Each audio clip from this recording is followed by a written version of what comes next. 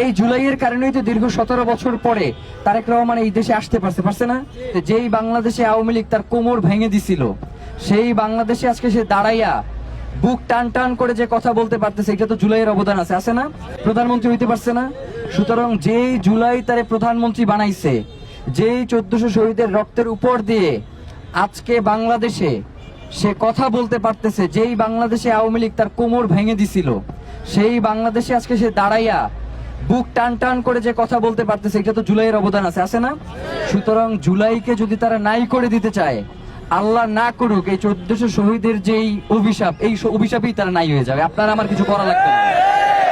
সুতরাং আমরা মনে করি যে অতি সুশীল কিছু লোক আছে যারা ক্ষমতাবানদের থেকে ক্ষমতাকে চাটে বেশি, বা নেতার থেকে পাতি নেতার দাপট বেশি, কথা আছে না একটা?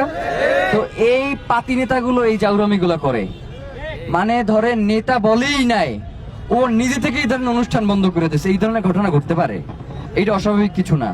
তো আমরা চাই, যেহেতু এই নেতাকর্মী আপনারই, আপনি এদেরকে বিভিন্ন পদ পদবি রাখছেন, যার কারণে তারা যাতে কোনোভাবে আপনার মান ক্ষুণ্ণ করতে না পারে, এই জন্য তো আপনাকেই ব্যবস্থা করতে হবে না?